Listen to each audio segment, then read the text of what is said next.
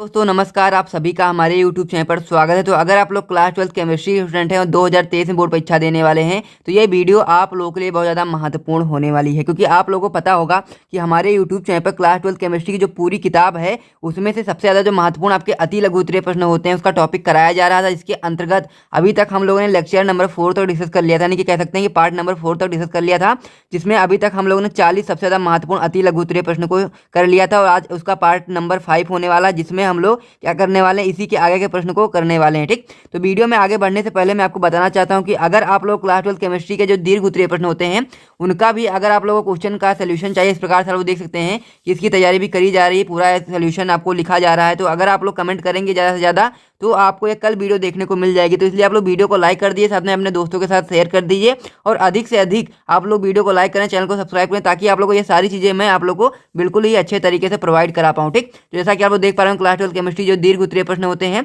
उसका एक क्वेश्चन लिखा जा रहा है, इसी प्रकार से आपको सोल्यूशन कराया जाएगा। ठीक, तो उसके लिए आपको कमेंट करके बताना है कि अगर आपको सोल्यूशन चाहिए तो उस पर भी इस पर वीडियो बनता रहेगा, तो आप लोग उस पर भी आप लोग लाइक करिए, साथ में चैनल को भी सब्सक्राइब करिए और अपने दोस्तों के साथ शेयर भी करिए। तो चलिए दोस्तों, अब हम लोग बात कर लेते हैं जो हमारा टॉपिक चल रहा था क्लास 12 केमिस्ट्री की पूरी किताब से, जो हम लोग सबसे ज़्यादा महत्वपूर्ण अति लघु उत्तरीय प्रश्न कर रहे थे, उसमें अभी तक हम लोगों ने 40 प्रश्नों को डिस्कस कर लिया था।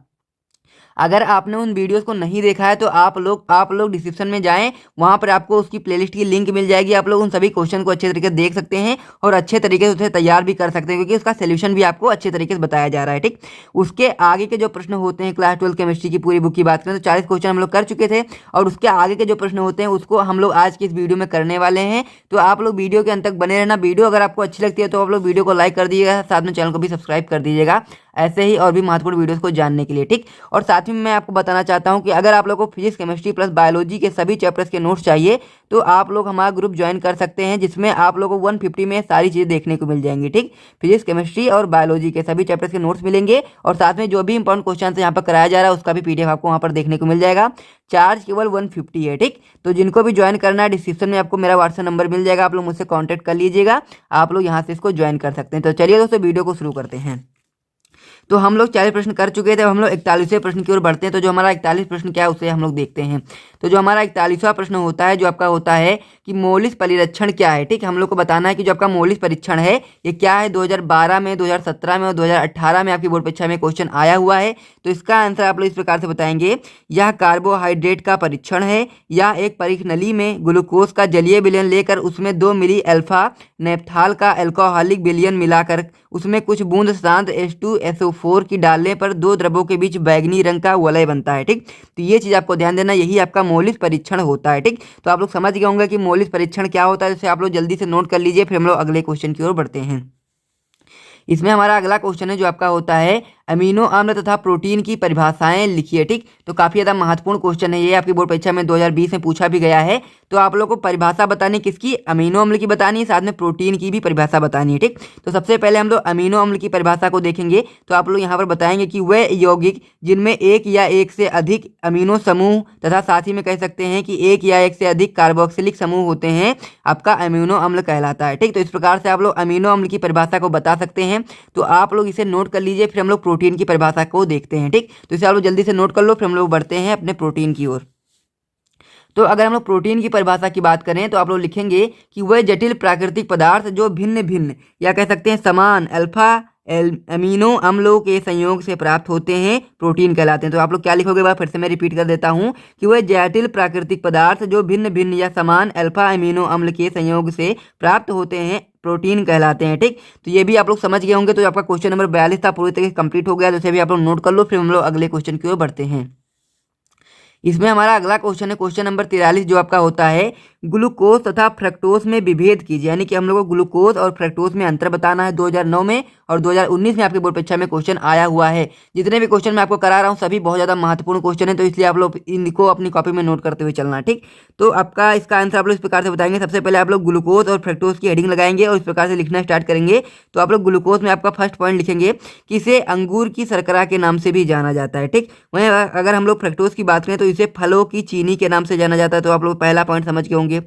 दूसरा पॉइंट ग्लूकोज में आपका होता है यह 6 सदस्यीय वलय है। ठीक, ये चीज़ आपको ध्यान देना है कि जो ग्लूकोज होता है वो 6 सदस्यीय वलय है। और वहीं पर फ्रक्टोज की बात करें तो ये आपका 5 सदस्यीय वलय है। ठीक, यहीं पे ग्लूकोज में जो आपका नेक्स्ट पॉइंट होता है वो आपका होता है यह शरीर के उपयुक्त ऊर्जा स्रोत है, यानी कि शरीर के लिए क्या है, एक उपयुक्त ऊर्जा स्रोत है। वहीं पर हम लोग फ्रक्टोज की बात करें तो यह मस्तिष्क और मांसपेशियों के लिए उपयुक्त ऊर्जा स्रोत है। तो इतना आप लोग नोट कर लीजिए। फिर हम लोग अगले पॉइंट की ओर बढ़ते हैं।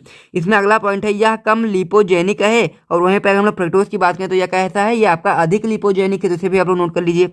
इसमें आपका लास्ट पॉइंट होता है यह कम वसा का उत्पादन करता है। और वहीं पे फ्रक्टोज जो होता है वो आपका अधिक वसा का उत्पादन करता है। तो इतना आप लोग नोट कर लो। फिर हम लोग अगले क्वेश्चन की ओर बढ़ते हैं। साथ ही में अगर आपको वीडियो अच्छा लग रहा है तो वीडियो को लाइक भी कर दीजिए, साथ में अपने दोस्तों के साथ शेयर भी कर दीजिए।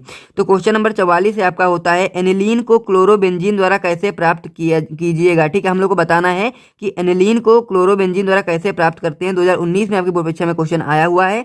तो आप लोग इसका आंसर बताएंगे कि क्लोरोबेंजीन को जब क्यूप्रस ऑक्साइड यानी कि CO2O की उपस्थिति में 200 सेंटीग्रेड ताप तथा 60 वायुमंडलीय दाब पर जलीय अमोनिया के साथ गर्म किया जाता है तो एनिलीन बनता है। ठीक, तो सबसे पहले आप लोग समझ गए होंगे कि एनिलीन किस प्रकार से बनता है। तो आप लोग जानते हैं कि जब हम लोग क्लोरोबेंजीन को क्यूप्रस ऑक्साइड यानी कि CO2O की उपस्थिति में 200 सेंटीग्रेड ताप तथा 60 वायुमंडलीय दाब पर जलीय अमोनिया के साथ गर्म करते हैं तो क्या बनता है, आपका एनिलीन बनता है। ठीक, अब इसका समीकरण किस प्रकार से आपको देना है, किस प्रकार से समीकरण को बताना है, तो आप लोग समीकरण को देख लीजिए। ठीक, तो इस प्रकार से आप लोग लिखेंगे 2C6H5Cl प्लस आप लोग बताएंगे 2HN3, साथ ही में आपका Cu2O, और साथ ही में आप लोग क्या करेंगे, इसको 200 सेंटीग्रेड ताप, साथ ही में आपका 60 वायुमंडलीय दाब के साथ में आप लोग यहाँ पर आगे लिखेंगे 2C6H5NH2 प्लस आपका Cu2Cl2 प्लस H2O। ठीक, तो इस प्रकार से आप लोग इसे लिखेंगे, आपका समीकरण कंप्लीट हो जाएगा और आपको पूरे मार्क्स मिल जाएंगे। तो इसे आप लोग नोट कर लीजिए। फिर हम लोग अगले क्वेश्चन की ओर बढ़ते हैं।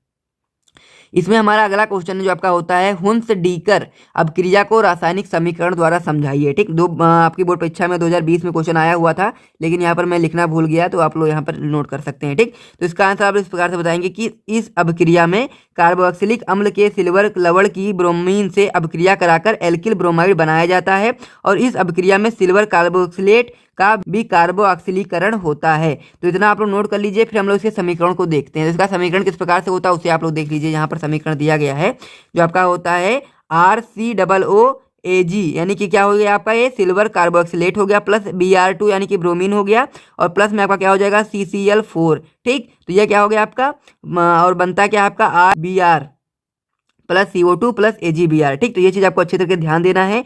तो आप लोग इतना नोट कर लीजिए। आपका समीकरण भी हो गया है, आपको इसे अच्छे तरीके से याद कर लेना है ताकि आपको बोर्ड परीक्षा में अगर क्वेश्चन आता है तो आप लोग इसका समीकरण भी बता सकें, साथ में उसको किस प्रकार से प्राप्त करते हैं वो भी आप लोग बता सकते हैं। ठीक, तो इतना आप लोग नोट कर लीजिए। फिर हम लोग अगले क्वेश्चन की ओर बढ़ते हैं। इसमें हमारा अगला क्वेश्चन है निम्नलिखित यौगिकों को अम्ल की बढ़ती हुई प्रबलता के क्रम में लिखिए। ठीक, तो यहाँ पर कुछ यौगिक के नाम दिए गए हैं। 2015 में क्वेश्चन आपकी बोर्ड परीक्षा में पूछा गया है।